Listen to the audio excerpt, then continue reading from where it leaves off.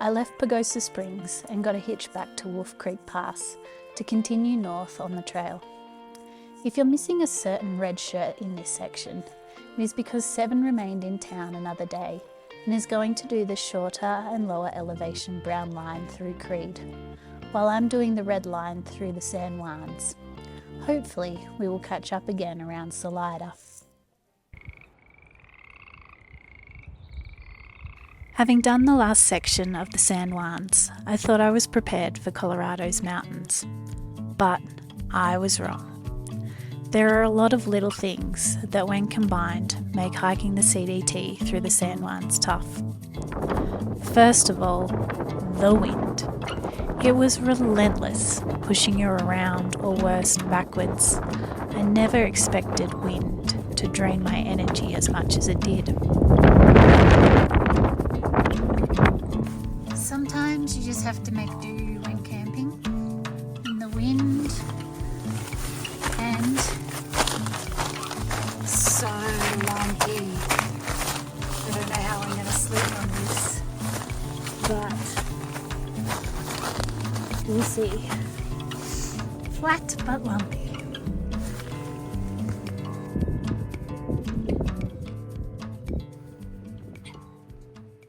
This is often lunch on the CDT.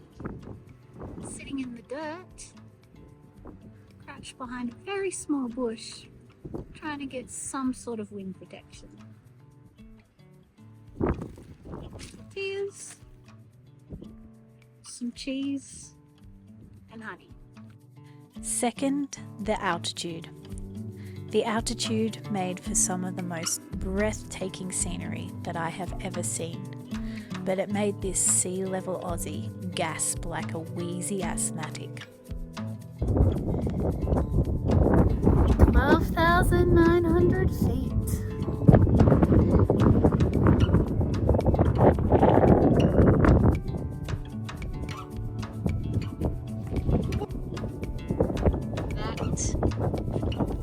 Is the trail.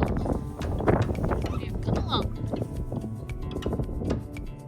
Third, the CDT likes to put you straight up mountains.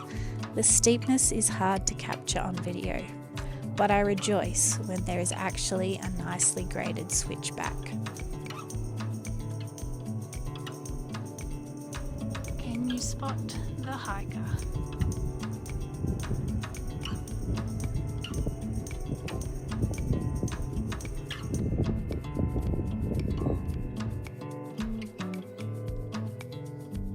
Fourth, the bushes that grow over the trail all the time and slow you down as you try to push your way through them.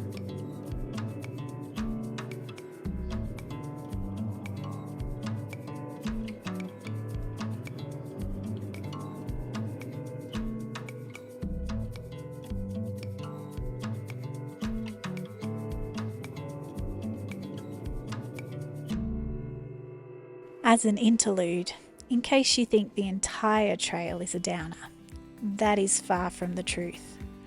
I have also had a few great animal encounters.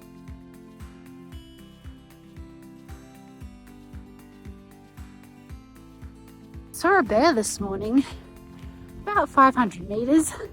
I think that's like 0.3 miles, if that's helpful, away from where we camped. So that's good. But it didn't come into camp, and my tent didn't fly away last night. So overall, good day.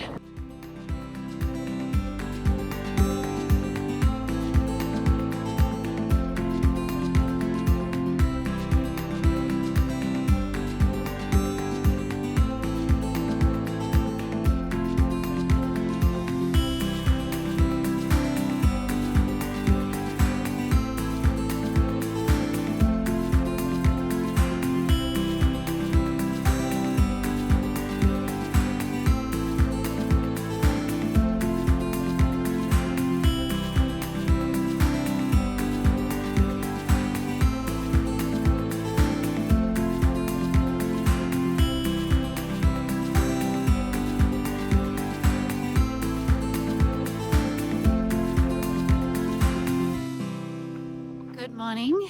It is day 3 or 4 of this stretch and got another 3-ish to go. It has been a tough stretch. A lot of wind, a lot of climbing every day, and Colorado particularly, the CDT in Colorado wants to put you straight up mountains and straight down them. And they often are very rocky or muddy or snowy, which just slows everything down, and doing everything at altitude as well. Killer! But it has been beautiful, so I'm very thankful for that. But we'll be very, very thankful to get a proper rest as well, because it has been tiring, that's for sure. 5th, the snow is melting fast, but there are still some tricky sections.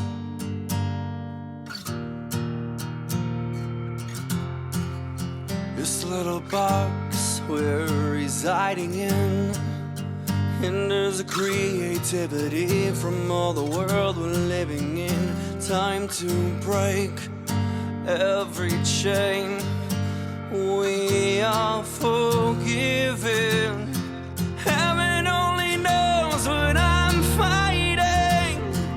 Only on the earth I tread in a sea of sin. As I breathe in, I'm releasing. Tears began to fall as I bury my Trail. 6th, the trail is often rocky, muddy, a waterway, or all of the above.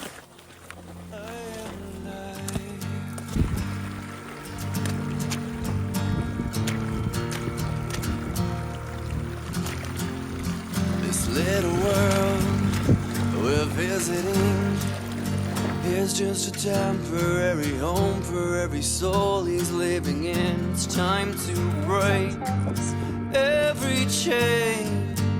We are forgiven. Heaven only knows what I'm fighting. Only on the earth I tread in a sea of sin. As I breathe in, I'm releasing. What does it mean when you come across a discarded hiker bag? Just that they're pooping in the bushes somewhere. And 7th, the weather. This is the weather for the next 2 days. At the top of one climb today, at least it's just rain and hail on me. And surrounded by cloud, which is pretty in a way, but I'd rather sunshine.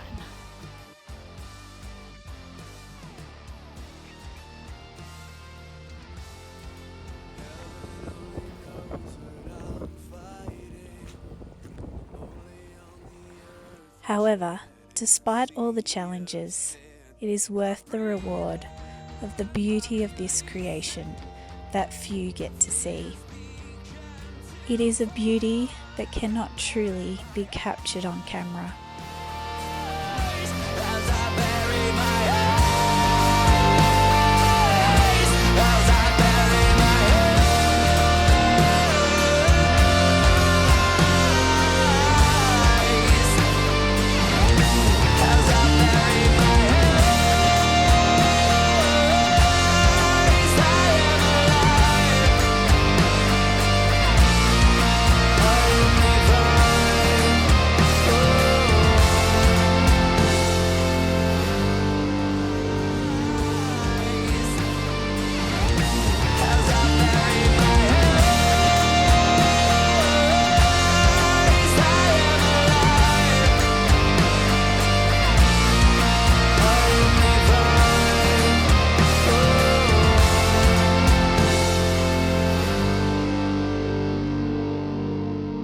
So this time I am not walking into a thunderstorm, it's behind me and coming quickly, so I need to hustle and get down. So I don't understand. It's like 15 minutes since I took 20 minutes maybe, that last video. It's now glorious blue skies behind me where there was black before. But now, in every other direction, including the one I'm heading in, there is now black skies. So I was going to bail at the pass down here. There's a way to do that into Silverton. And I was like, oh no, it's fine. It's cleared up. And at the moment, it's not raining on me, it's fine. However, I have a feeling if I don't bail, I'm going to regret that decision because of the potential thunderstorms. So we'll see. So I've reached the junction where I can potentially bail, and I don't know what to do. Because as you can see, behind me doesn't look great. However, in other directions now, it's not looking too bad. So what to do? I'm gonna have lunch and then work that out.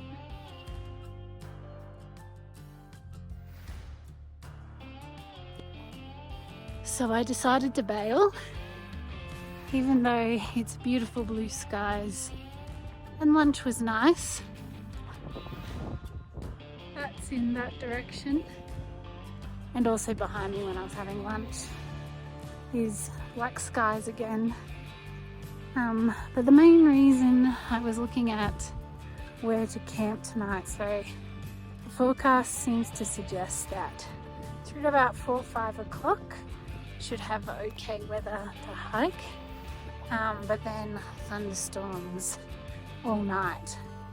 And I was just a bit worried about where to camp because the trail, the lowest it dropped down to in anywhere I could get to by the end of today to camp was 12,300 feet, which is still above tree line. So I was a bit worried about where I might camp. So I'm going to drop down, get into Silverton. It's about 1.5 mile trail to a backcountry road where I'm hoping someone might actually pick me up and give me a hitch into Silverton. Otherwise it's about an 8-mile walk into Silverton. So I'll get in there tonight. Then the plan is reassess tomorrow, which is also meant to be dodgy weather, and then hopefully head back out the day after. So this is the weather in town. Hate to think what it might be like in the mountains. Silverton was a kitsch little town that had really hammed up its mining and Western history. But I didn't mind that. And everything was in walking distance. So I'm giving it a 5 out of 5 tents.